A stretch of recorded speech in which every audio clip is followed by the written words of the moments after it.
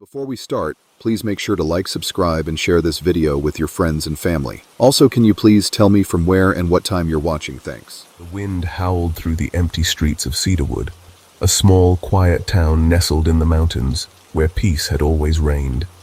No one locked their doors here, no one feared the darkness, and the only crime anyone could remember was a stray dog running loose. But that night, the silence would break, and nothing in Cedarwood would ever be the same. Officer Sarah Miller, a calm and steady presence at the Cedarwood Police Department for nearly 5 years, sat at her desk, a cup of coffee warming her hands. It was the dead of winter, the snow piling up outside in thick, silent sheets. The station felt colder than usual, the old radiator clanking and hissing in an effort to keep the chill at bay. She glanced at the clock. It was just past midnight. The radio crackled with the occasional hiss of static, but there were no calls, no emergencies, just the eerie quiet of the night. Then came the sound that shattered the stillness. The front door creaked open. Sarah looked up, startled. No one came to the station at this hour unless something was wrong. A figure appeared in the doorway, her face pale, her eyes wide with fear, almost like she had stepped out of a nightmare. "Can I help you?" Sarah asked, standing to greet the woman, trying to mask the unease crawling up her spine. The woman nodded, her lips trembling. "I need to report a crime," she whispered, her voice barely audible. Sarah motioned for her to come closer. "What happened?" "My name is Emily Brooks," the woman said, sitting down slowly, her hands shaking. "I live out on Harper Road near the old Johnson farm. Earlier tonight I heard something outside my house. At first I thought it was just the wind, but then I saw someone was standing in my yard just staring at me." Sarah leaned forward, her expression serious. "Did you get a good look at them?" Emily shook her head. "No, it was too dark, but I could feel them watching me. And then I heard it, the whispers." A chill ran down Sarah's spine, her eyes narrowing. "Whispers?" "Yes," Emily whispered, her voice quivering. "There were so many voices all around me. They were calling my name, telling me to come outside. I locked all the doors and called my neighbor, but no one answered. I was terrified. So I came here." Sarah's heart began to race, but she remained calm. "Okay, we'll send someone out to check your property. In the meantime, you're safe here. Can you wait a little while?" Emily nodded, a look of relief flooding her features.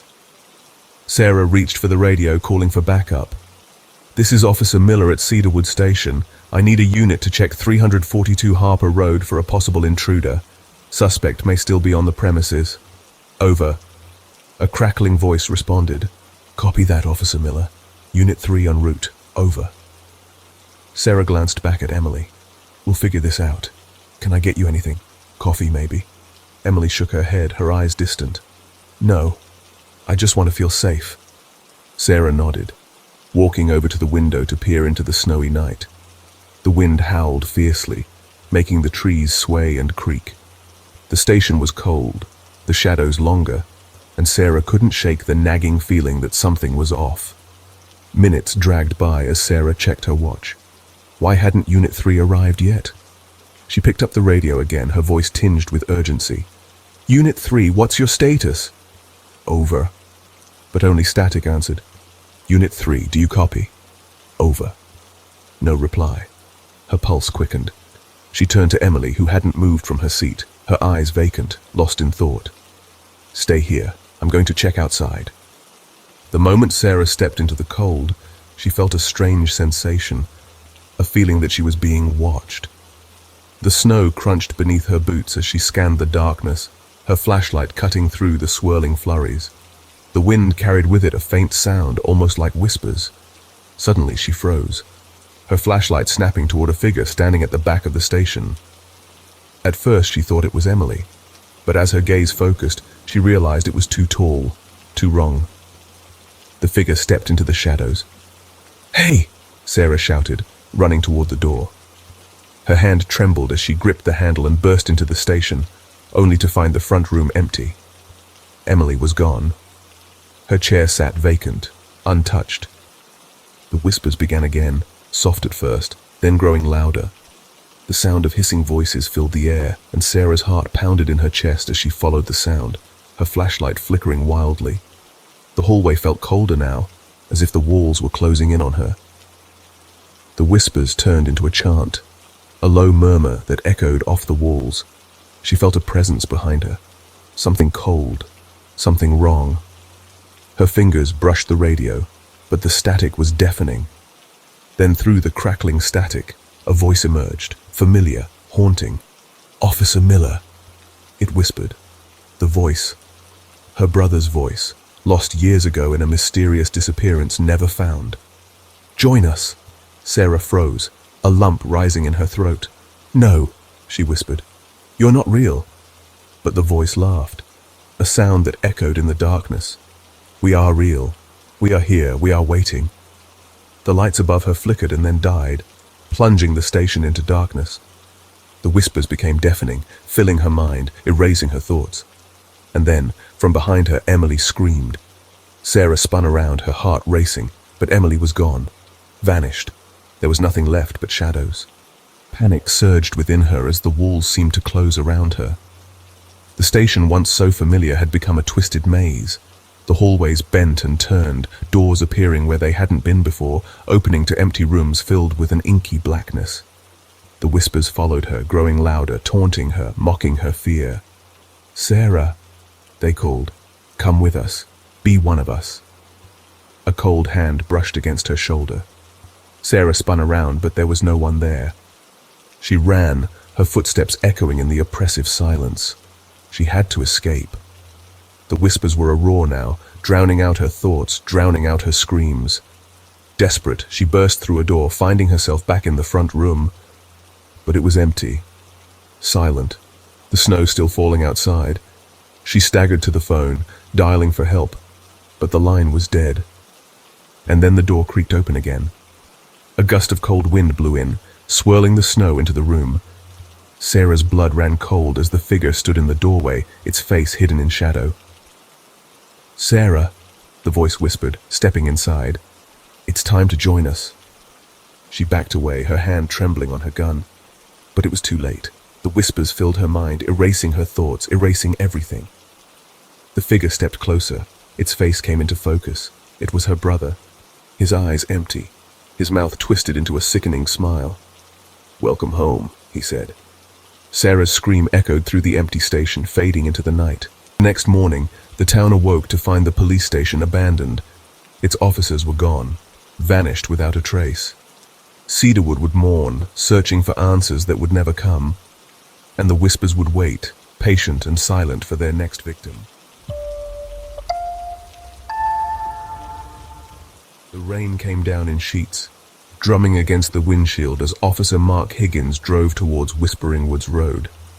He'd heard the rumors about it, the eerie tales shared by the locals over coffee and donuts at the station. He'd thought it was all superstition, just harmless small-town gossip. But that night, Mark was about to learn the truth, and the truth would haunt him forever. It was just past midnight when the call came in. An accident on Whispering Woods Road. The dispatcher's voice crackled with static, but the message was clear enough. A car overturned, the driver missing. Mark's pulse quickened as he grabbed his keys and headed out, the weight of the night pressing in on him as he drove through the storm, his headlights barely cutting through the thick trees that lined the narrow road. The twisted forest surrounding the road seemed to close in on him, its shadowy presence suffocating. As he reached the scene, Mark's heart skipped a beat. The car was overturned, its hazard lights flickering weakly in the storm. He parked and grabbed his flashlight, stepping out into the wind and rain. The air was heavy, thick with something Mark couldn't quite name. "Hello?" he called, his voice lost in the gusts of wind. No answer. He approached the car cautiously, his flashlight illuminating the wreck. The driver's seat was empty, the door hanging open. Blood stained the steering wheel. Mark's stomach churned as he scanned the area for any sign of the driver. That's when he heard it. A faint whispering like a breeze moving through the trees. It wasn't the wind. The whispering seemed too deliberate, too alive. Mark froze, the hair on the back of his neck standing up. He turned towards the sound, shining his flashlight into the darkness. Nothing. Just shadows. But the whispering grew louder, urgent. "Is anyone there?" he called out. The wind carried his words into the woods, and for a moment there was silence. Then, from the edge of the trees, a figure appeared. A man drenched, his clothes torn and bloodied. His face was pale, his eyes wide with terror. "Help me!" the man gasped, stumbling towards Mark. "They're coming! They're coming for me!" Mark rushed to his side, steadying the man as he collapsed. "What happened? Who's coming for you?" The man's breath came in shallow gasps, his eyes darting around the darkness. "They were in the road," he muttered. "I tried to swerve, but they were everywhere. They whispered my name." A chill crawled up Mark's spine. "Who was in the road?" he asked, trying to keep his voice steady. "The children," the man whispered. "The missing children. They're in the woods. They're calling for help, but it's a trap. They want us to go in, to join them." Mark's heart skipped a beat. He had heard the stories. Children who had gone missing near the woods. Bodies never found. Just whispers on the wind. "Stay here," Mark said, grabbing his radio. "I'm calling for backup." But as he reached for his radio, the whispering returned. Louder now, coming from all directions. Mark's flashlight flickered in his hand as he spun around, trying to pinpoint the source of the voices. Shadows danced between the trees, figures moving just out of reach. "Officer Higgins, do you copy?" A voice crackled through the radio. Mark's eyes were locked on the woods, his breath shallow. "I'm here," he said, his voice tight. "I've got a man here who says there are children in the woods. He's in shock, but I—" "Get out of there now!" the voice interrupted, its tone low, almost frantic. "What? Why?" Mark asked, confused. "The children aren't real," the voice said. "It's the woods. They make you see things, hear things. They lure you in. No one who goes in there ever comes back." Mark's blood ran cold. He glanced at the man beside him, still muttering about the children, and the whispering grew louder, more frantic. Figures seemed to shift between the trees, just beyond his sight. "We have to go," Mark said, grabbing the man's arm. "We need to get out of here. Now." But the man jerked away, shaking his head. "No!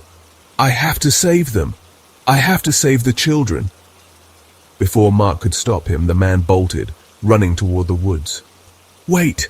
Mark shouted, but the man was already swallowed by the darkness, his figure disappearing into the forest as the whispering grew louder, more insistent.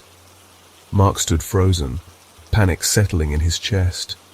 The whispers surrounded him, a chorus of voices calling his name. "Mark." He took a step back, then another, heart hammering in his chest. His instincts screamed at him to run, and he did, turning and sprinting back to his car. He jumped inside, slamming the door shut, fumbling for the keys as the darkness pressed in on him. He started the engine, his hands shaking, and drove as fast as he could, not daring to look back. But in the rearview mirror, he thought he saw them. Figures standing at the edge of the woods, their faces pale and twisted, their eyes hollow and dark, their mouths moving in silent whispers. Mark didn't stop until he reached the station. His body was soaked, his heart still pounding in his chest.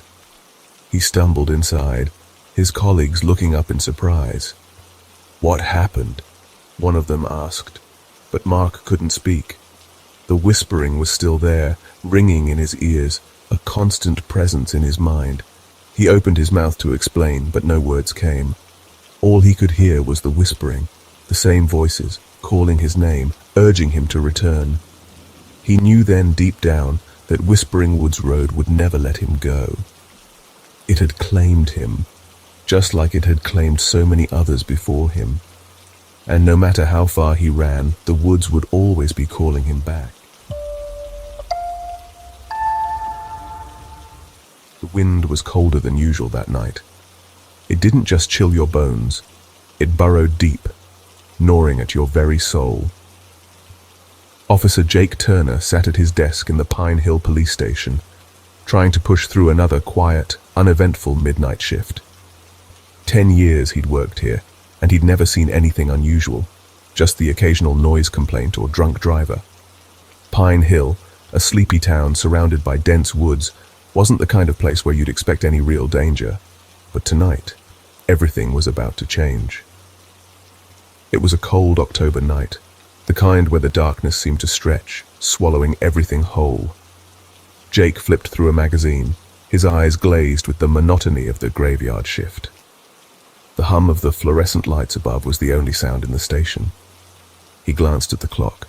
Just 2 more hours, and he could head home for a beer and a decent night's sleep. Then the phone rang. Jake picked it up, expecting the usual prank or a drunk requesting a ride home. "Pine Hill Police Department," he answered, his voice thick with boredom. There was a pause on the other end, followed by a woman's voice. It was shaky, terrified.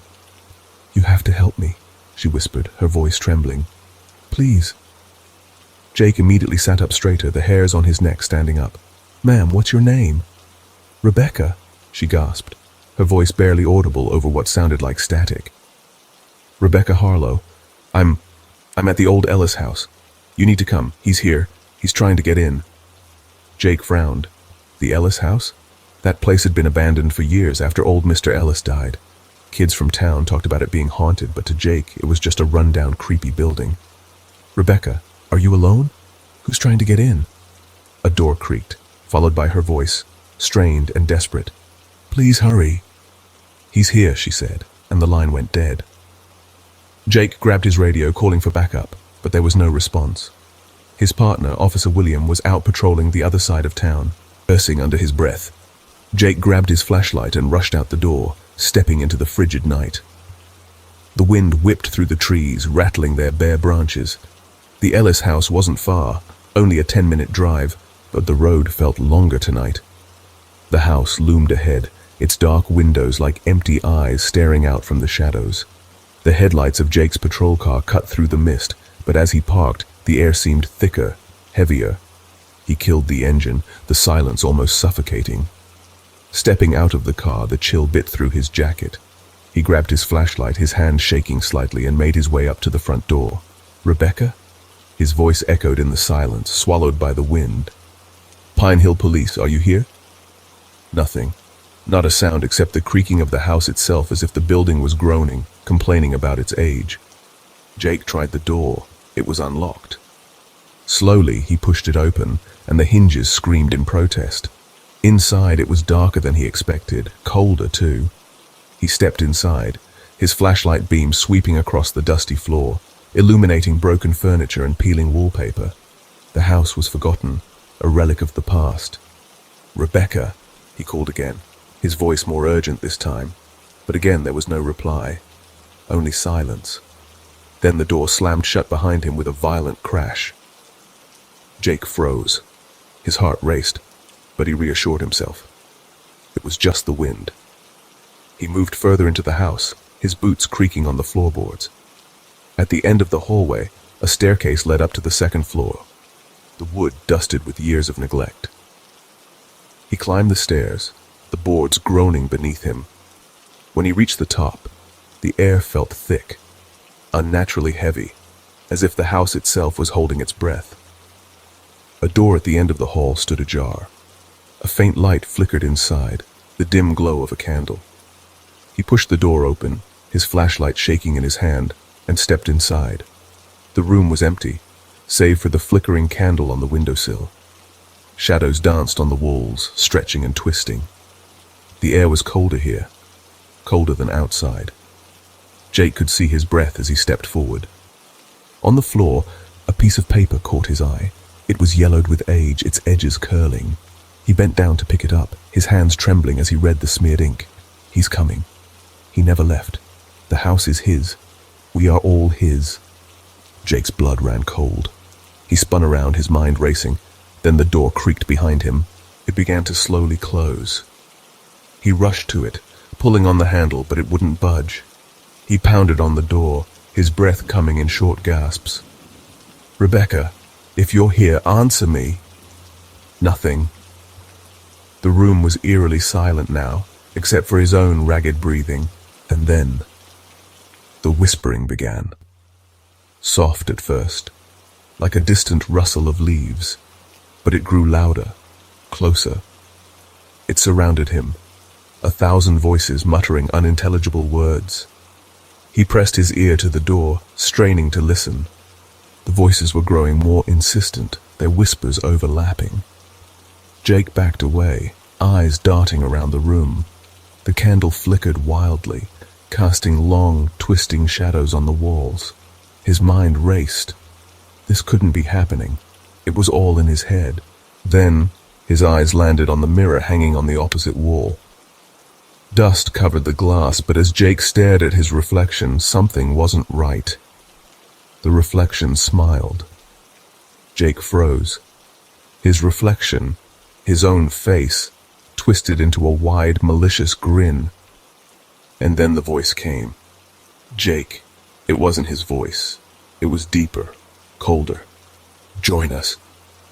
Jake stumbled back, his breath catching in his throat. The door slammed open, shaking the walls. A figure stood in the doorway, dark and foreboding. It stepped forward. Jake's heart raced.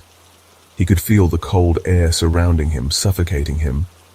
The man who stepped forward was pale, his eyes hollow, sunken into his skull. His mouth twisted into a sickening smile. Jake, the man whispered, his voice like gravel. We've been waiting for you. Jake tried to move, to run, but his body refused to obey. He couldn't move, couldn't scream. You belong to us now, the man said, his voice filling Jake's mind. The house won't let you go. The whispers grew deafening, so many voices all calling his name, urging him to join them. And then everything went black. The next morning, Officer William arrived at the Ellis house. His patrol car was the only one in the driveway, its engine cold. Jake? He called out, but there was no response. The house stood silent, the door creaking in the breeze. Inside, the house was empty, silent. But then something caught his eye. A piece of paper on the floor near the staircase. It was old, yellowed, and covered in smeared ink. He picked it up. He's coming. He never left. The house is his. We are all his. William felt a chill run down his spine. As he dropped the paper, his eyes darted around the room.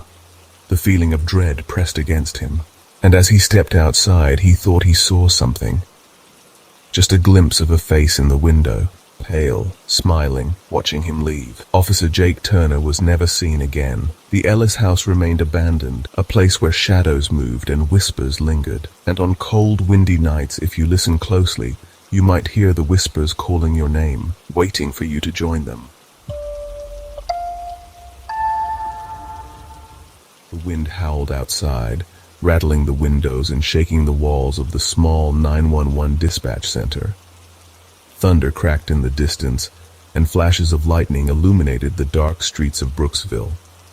It was the kind of storm that set the nerves on edge, but Megan, a seasoned dispatcher, had seen it all. Drunk callers, desperate mothers, and panicked neighbors. Nothing could faze her anymore. Until that night. She sat back in her chair, sipping her lukewarm coffee, the rhythmic tapping of rain against the glass lulling her into a sleepy haze. Her shift had been eerily quiet, and she prayed it would stay that way until her replacement arrived. Just as she began to nod off, the phone rang, jolting her awake. 911, what's your emergency? Megan's voice was steady, professional, but all she heard was static. Then the faintest sound of breathing. Hello? She asked, her voice sharp now, a twinge of concern creeping in. Yes, I need help. The voice that answered was so soft, so terrified, it barely reached her ears. Please, you have to help me. There's someone in my house. Megan's heart rate quickened. Ma'am, what's your name? She asked, already pulling up the system. Linda Keller. Please, there's someone in my house. I'm hiding. Where are you now? Megan typed as fast as she could, the urgency rising in her chest. In the closet, Linda whispered. I can hear him downstairs. He's calling my name. Megan froze, her fingers hovering over the keyboard. Linda, stay with me. I'm dispatching officers now. Can you tell me anything about the intruder? No. Linda's voice trembled. I've never seen him before. He just appeared. He keeps calling my name. Megan's throat went dry, the chill in Linda's voice sending a shiver up her spine. Do you have any way to protect yourself? A weapon? No, nothing. Linda's whisper was barely audible now. Please, just hurry. He's getting closer. Megan quickly alerted Officer Daniels, the closest unit. Unit 2, we have a possible intruder at 87 Maple Street. Respond immediately. There was no time to think. She kept her voice calm, even though her insides were twisting with fear. Linda, I need you to stay quiet. Don't make any noise, okay? Help is on the way. The seconds dragged on, each one heavier than the last. In the eerie silence, all Megan could hear was Linda's ragged breathing and the faint creak of floorboards. Then in the distance, she heard it. A man's voice, low, mocking, and unmistakably close. Linda. The name echoed through the phone, sending a cold wave of dread over Megan. It wasn't just the voice, it was the way it felt, like something was waiting. Watching. Linda's voice cracked through the phone again. He's right outside. I can see his shadow under the door. Megan's pulse raced. Stay quiet, Linda. Help is almost there. Just hold on. A sudden crash broke the silence. A door slamming open, and Linda's scream tore through the line, abruptly cutting off.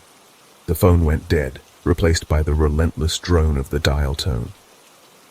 Megan's breath caught in her throat. Linda, come on. Come back. Frantically, she switched to the radio. Unit 2, what's your ETA? Daniel's voice crackled through the speaker. I'm en route, Megan. About 2 minutes out. The wait was agonizing. 2 minutes felt like 2 hours. Megan dialed Linda's number again, but the phone rang and rang. No answer. Then, Daniel's voice came through the radio again. I'm on scene. I'm going in. Megan held her breath, the clock ticking away the seconds. The storm outside seemed to grow louder, as if the very sky was trying to drown out the silence. Then through the radio, she heard Daniels. Dispatch. I found Linda. She's dead. Multiple stab wounds. No sign of the intruder. Megan's stomach churned and her hand shook as she clutched the radio. Oh God, Daniels, get out of there. Get out now. But before she could send more units, Daniel's voice returned. But it was different. Quieter, more fearful. Dispatch. There's something else. Something written on the wall in blood. Megan's blood ran cold. What does it say, Daniels? His voice trembled. It says, You're next, Megan. Her world tilted. She felt the room closing in around her, her breath coming in short, shallow gasps. How did it know her name? She frantically grabbed the radio, her hands trembling. All units, immediate backup now. The room felt too small, too quiet. Megan's heart hammered in her chest. She felt eyes on her, shadows shifting just outside her vision. Then the door creaked open. Daniel stepped inside. His face was pale, his eyes wide with terror. You scared me, Megan gasped, lowering the gun she hadn't even realized she was holding. Daniels didn't respond at first. He was shaking. Megan, we need to leave. Now. What's going on? Where's the intruder? She asked, her voice faltering. Daniels hesitated, his voice shaking. There's no sign of him, but I found this. He held up a crumpled piece of paper, blood-stained and torn. Linda, she had this in her hand. Megan unfolded the paper. The words were hastily scrawled, nearly illegible. He's not alone. They're everywhere. Run! The air grew thick, oppressive. Megan felt dizzy, like the walls were closing in. She stared at the paper, her mind racing. What does this mean? Before Daniels could answer, the lights flickered and went out. The room plunged into darkness. Her flashlight flickered to life, casting long shadows across the room. Then the whispering started. Low, sinister, 100 voices all coming from nowhere. Megan's breath caught in her throat. The shadows seemed to move. Daniels backed away, his eyes wide with fear. "Megan, we need to go now." She nodded, grabbing the radio. "All units, this is dispatch. We have a situation at headquarters. I repeat, we need backup now." But the whispering only grew louder, until it was a deafening chorus. "Megan. Megan." It was coming from all around them, from the walls, the ceiling. Then something cold brushed her arm. She spun around. Nothing. Daniels yanked her arm. "Come on." They ran, but the whispering followed. Louder. Closer. They burst through the front door into the storm, the rain now a torrential downpour. Megan looked around the empty parking lot, the streetlights flickering. "Where's backup?" she shouted over the storm. Daniels shook his head. They should have been here by now. Then a flash of lightning lit up the night sky, and for a split second, Megan saw them. Figures standing in the shadows, their faces hidden, their eyes glowing in the dark. "They're here," she whispered, her voice barely audible. The figures began to move, slowly, deliberately, surrounding them. The whispering was now a cacophony, all of them calling her name. Megan raised her gun, her hands shaking, but she knew it was pointless. She was already surrounded by darkness, and there was no escape. The last thing she heard was the sound of her name whispered over and over again, and then silence. The next morning, the town of Brooksville woke to find the police station abandoned. No sign of Megan, Daniels, or anyone else. The doors stood wide open, the building battered by the storm, and the faintest whispering seemed to ride the wind. The radio crackled to life, cutting through the stillness of Birch Hollow like a scream in the dead of night. "Unit 4, this is dispatch. Do you copy?" David Cole, usually unshakable, froze for a moment. His hands gripped the steering wheel tighter. He hadn't expected to hear a call tonight. Birch Hollow was the kind of town where nothing ever happened, especially not at this hour. "Unit 4, this is dispatch. Do you copy?" The voice crackled again, sharp and demanding. "Yeah, this is Unit 4. What's going on, Kathy?" David replied, his voice steady but his pulse quickening slightly. There was a slight delay before Kathy's voice came through, distant and tense. "David, we've got a 1031. Possible burglary in progress at 238 Maple Street. Caller reports seeing someone breaking into the house. They say they saw a light on, and someone moving around inside." David's frown deepened. Maple Street. That was on the far side of town, where the old abandoned houses stood like decaying skeletons. No one had lived there in years. "You sure about that address?" he asked, his brow furrowed. "Those houses haven't had a soul in them for ages." "That's the address," Kathy insisted. The caller was pretty insistent. David sighed, irritation growing. It wasn't uncommon for prank calls or odd reports to come in, but something about this felt different. "All right, I'm on my way. Keep the line open. Keep the line." The cruiser's engine hummed to life as he pulled away from the quiet streets. The night air felt colder now, heavier, like the world was holding its breath. David couldn't shake the nagging sensation that something was wrong. Birch Hollow was peaceful, too peaceful. Tonight, though, an eerie weight hung over everything. The shadows seemed deeper, the rustling of leaves louder in the crisp autumn air. He drove through the empty streets, the headlights casting ghostly beams across the old buildings. As he approached Maple Street, the old houses loomed in the darkness like abandoned tombstones. Their windows were pitch black, overgrown yards hiding secrets long forgotten. 238 Maple Street was the last house on the block, its once grand Victorian frame now weathered and worn. The porch sagged under the weight of years, and the front door hung slightly ajar, like an invitation to something unwanted. A faint light flickered from the upstairs window, casting a dim yellow glow across the overgrown lawn. David stepped out of the cruiser, his boots crunching on the gravel as the wind picked up, sending the branches of the trees creaking and groaning above him. He clicked on his flashlight and approached the house, the beam cutting through the thickening shadows. His hand trembled slightly, though he tried to dismiss it. He knocked on the door. "Police? Is anyone here?" His voice echoed through the dark, musty halls. There was no answer. He tried the door handle. It turned easily. The door creaked open, the stale air of the house rushing out to meet him. A musty smell of decay lingered in the air, like the house had been holding its breath for years. He stepped inside, shining his flashlight over dust-covered furniture and forgotten relics. The house felt alive in a way. Its silence was too thick, too suffocating. "Hello? This is Officer Cole from Birch Hollow Police. Is anyone here?" he called again, his voice breaking the silence. Nothing. He moved deeper into the house, the wooden floorboards groaning underfoot. The light he had seen from outside was coming from upstairs. As he reached the staircase, the air grew colder, as if the house itself were exhaling a chill. The beam of his flashlight swept across the room at the end of the hall. The door to that room was ajar, a faint yellow light spilling into the dark hallway. David's heart raced, though he couldn't explain why. Something was wrong, but he couldn't put his finger on it. He pushed the door open with the tip of his flashlight. The room was empty, save for an old rocking chair in the corner. It moved slowly back and forth, creaking in the stillness.